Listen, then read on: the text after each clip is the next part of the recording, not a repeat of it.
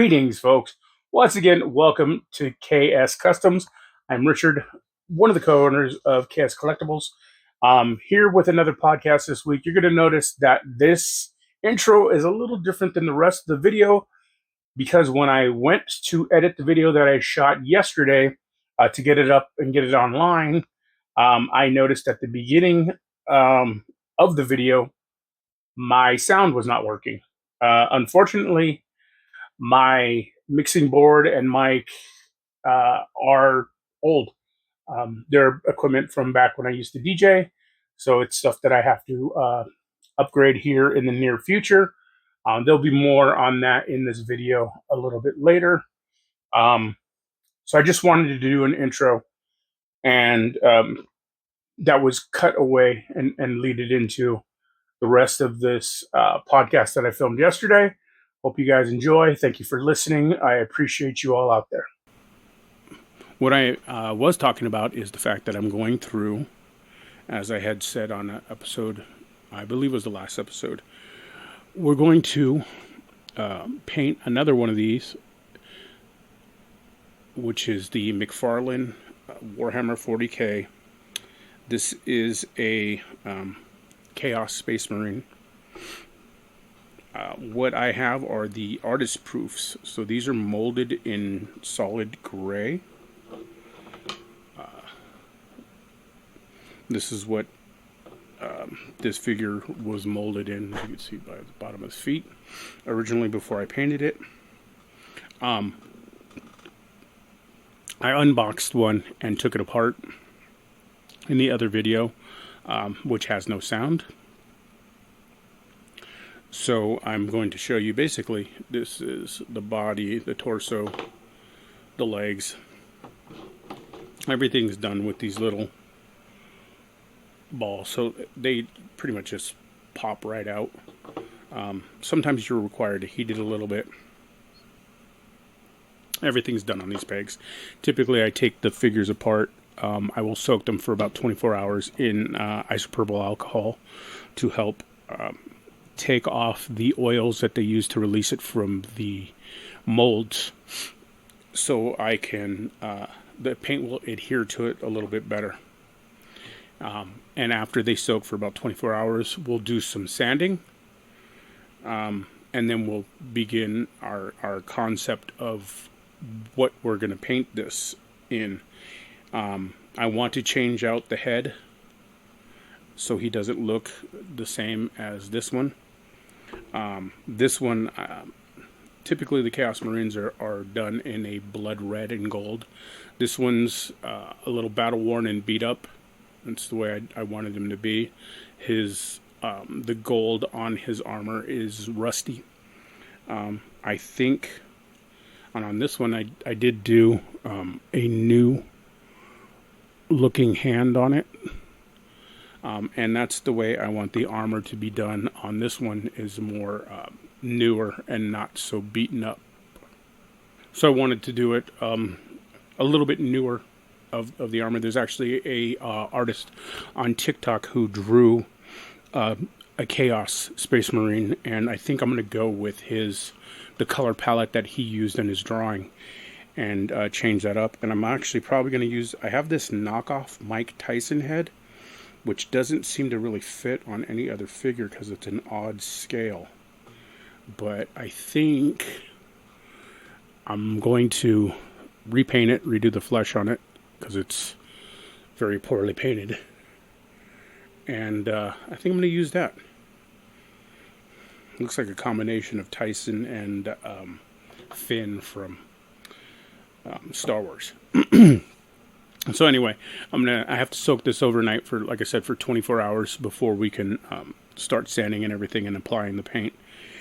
Typically what I do after that is I do a dry fit, but this doesn't need to be a dry fit because it was an action figure that I just took apart. So so what I'll do is I will soak it,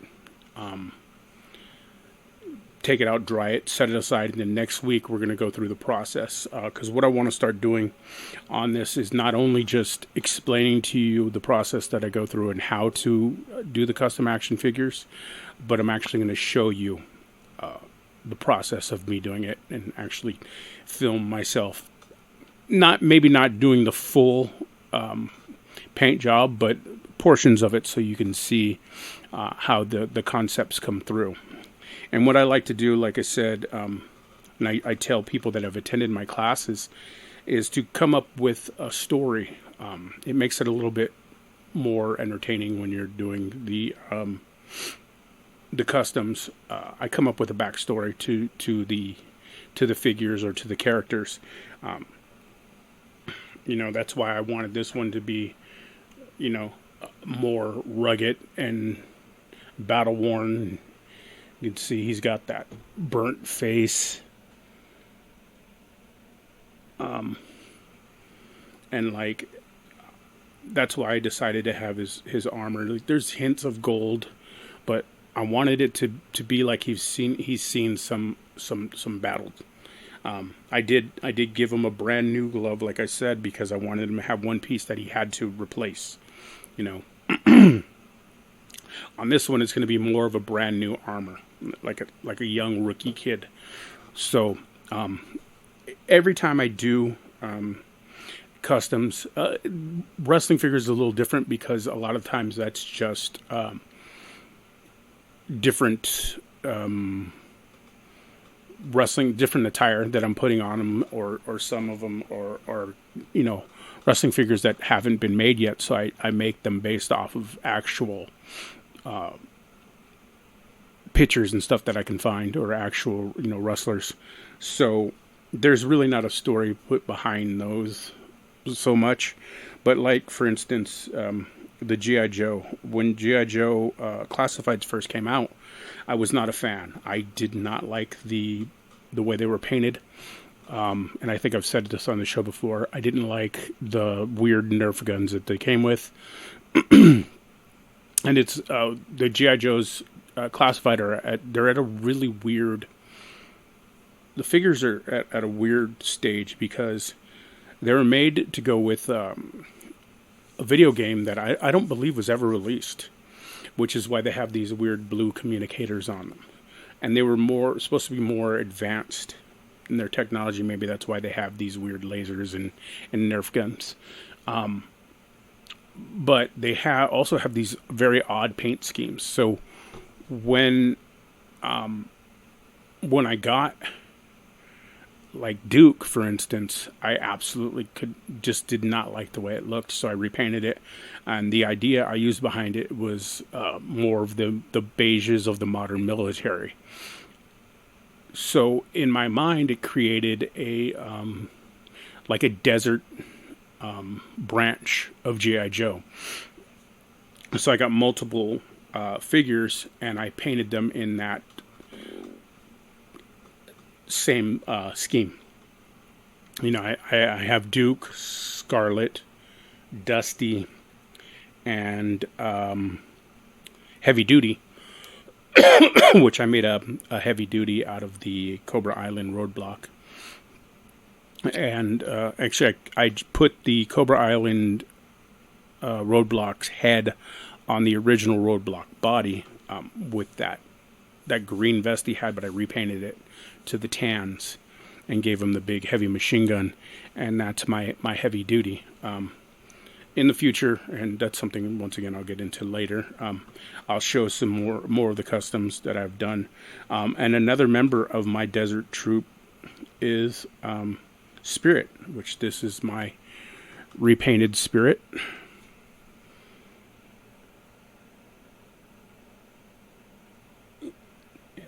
The desert colors. I don't remember what color Spirit came in, so I don't know how much. It's been such a long time. I don't remember how much I actually did to change him up, but I did go through and look at the history of the character and find historically accurate war paint for the tribe that he would have been. So, but like I said, I do that. Just like Beachhead is one of my favorite characters, and I have a Night Force, like a Jungle Night Force team of Joes, and when I got my beachhead, I decided his greens were a little too vibrant, a little too bright. So I decided to add some brown washes, change his weapons and stuff. So this is the beachhead that I went with, my Night Ops beachhead, and I wanted both masked and unmasked beachhead. So here, of course, is the original head that comes with him, the mask. I just added a brown wash to it, and then I altered a Captain America head to be my unmasked beachhead. And like I said, that's what I mean by coming up with a story, and it creates it makes it a little bit more fun and makes you want to make more characters, and it's just something to do, keep your mind, so it's not tedious work. But like I said, moving forward, what I plan on doing is showing the process of me doing that, and showing the full process of me going through and painting and this Chaos Space Marine up, and everything from the prepping, the sanding, the whatever I decide, if I decide to change anything on it, to sand anything down or alter, modify it in any way. I'll basically show the process. That way you're not just learning from my words, but from my actual actions. You'll see the process actually goes down. Another thing that I wanted to talk about is I talk about wrestling here and there. Usually I was supposed to have AJ on, but I've had some scheduling problems and have had some difficulties with my equipment, as I said earlier. So it was just simpler for me to do this solo today. But one thing that I really wanted to talk about was I was supposed to talk about the Clash at the Castle PLE that happened this weekend, and I'm not going to go over the whole card or my thoughts on it or anything. I actually enjoyed it. I don't really have a lot of critiques on it, but the one thing I wanted to talk to, and the one thing that people seem to be talking about, is a lot of people are giving Jade Cargill a lot of flack for her botches, which I absolutely hate that word. Everybody makes mistakes. Things happen all the time. Ropes get slippery. And I'll tell you this as somebody who has been in a ring and somebody who has set up professional wrestling rings. What happened with Jade Cargill is something that was not her fault. At least not to the extent that people think. So a lot of people talk about that before the Cody and AJ match, that the referee explained to them that the ropes are loose. Well, if your referee comes up and tells you that the ropes are loose, that means that the ring is set up well before the PLE happens. Anybody that's been to a wrestling event knows when you go in, when the doors are open, which is usually an hour beforehand, that the ring is already set up. And it's usually set up way before that, because some people like to do some walkthroughs or whatever it is, or even warm up in the ring. So it usually set up for quite a while. If you go in and they're telling you that the ropes are loose, it's because they've already done everything that they can to tighten the ropes. This was a event that happened in another country. So the WWE does a lot different, actually different than any other organization that I'm aware of. WWE, for their ropes, use actual rope, whereas most people use cables wrapped in either tape or some kind of a plastic coating. So it's not like you can get this just anywhere, and it's not like they carry multiple lines. Like if you've seen, like in the past, it's been talked about, and there's video of it, when the Rockers wrestled the Hart Foundation, and the Rockers were supposed to win the World Tag Team titles. The rope broke. They continued the match. They finished the match wrestling with two ropes, and it's an adjustment that pro wrestlers have to make sometimes. Well, the thing is with Jade, she's still pretty green. She still hasn't been in the business for an extended amount of time. So when they tell you that the ropes are loose, because they were not loose to the point where it was dangerous. They weren't as snug as they're supposed to be, which means it doesn't provide quite the spring that they needed.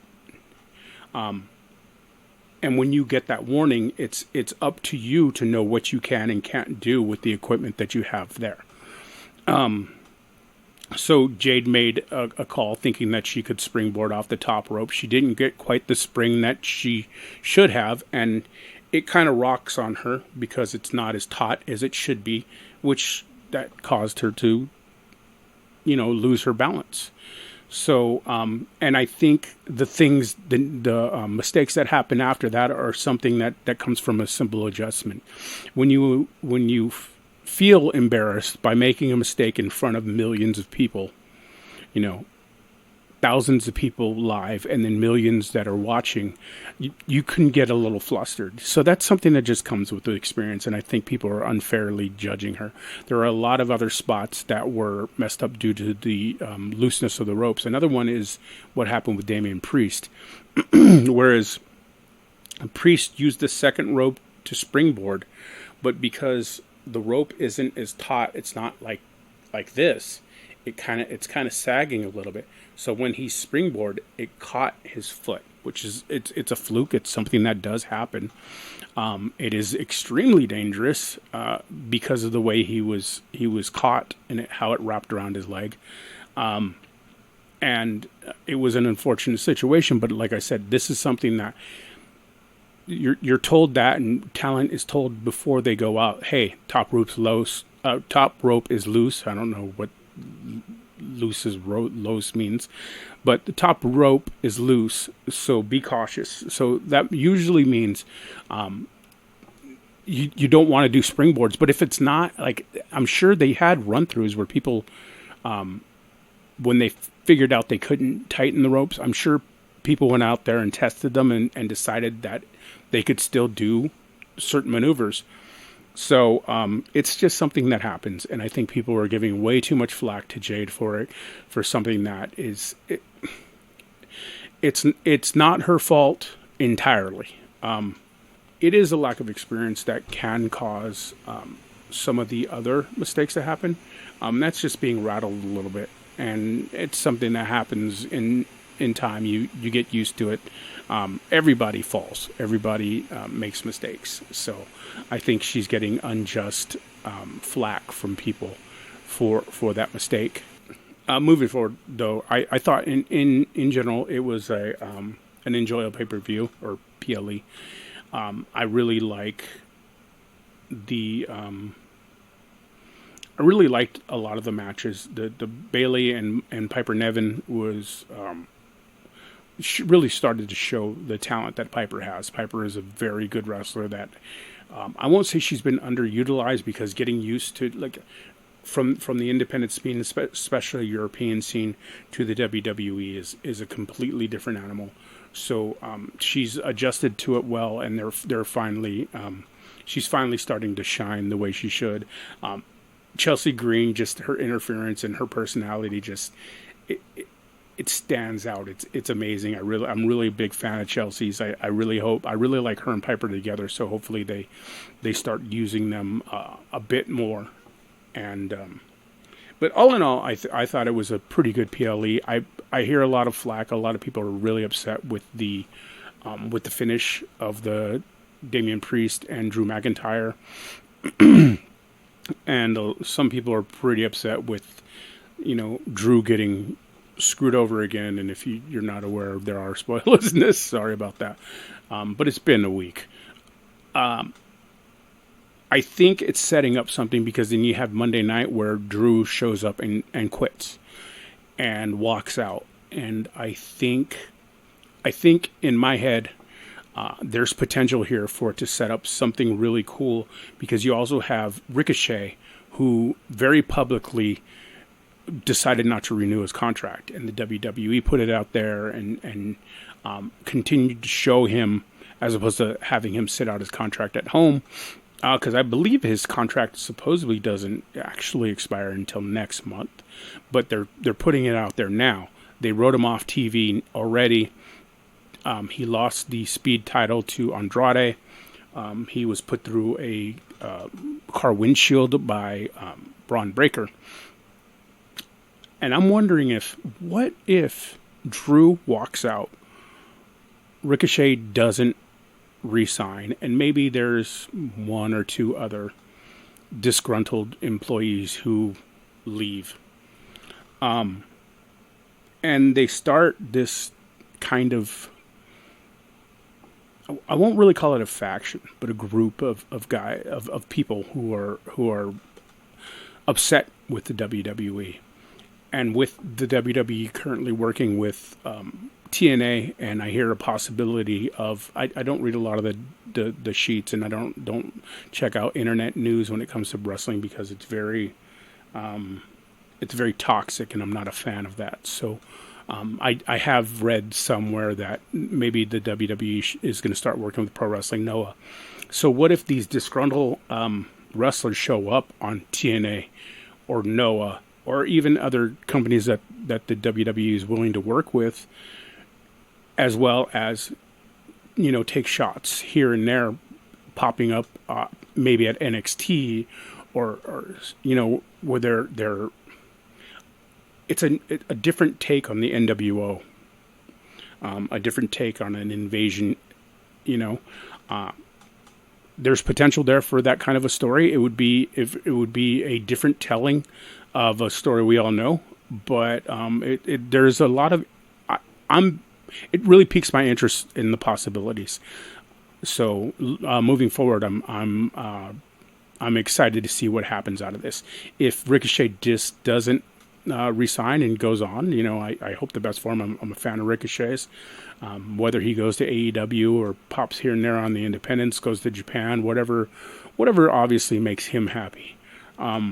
Obviously, the Drew thing is an angle, so we'll see moving forward what happens with that. So that's pretty much the gist of today's episode. Like I said, I had recorded a full lengthy episode earlier, and my sound messed up. I need new equipment. I'm in the process of building a studio. This is my game room, and it is a very cluttered, very small space. I showed the videos of it before. I'm actually in the process in my, I have a back room, which is my storage room for my store. I have all my back stock and everything back there. I'm in the process of setting that up, and I'm going to build a studio for podcasting, as well as video game console repair and action figure customization back there. So that's where I need your help. And I'm not somebody that's asking for money or looking for a GoFundMe or anything like that. Well, I am asking for money, but not in the way you think. I'm not asking anybody to donate money.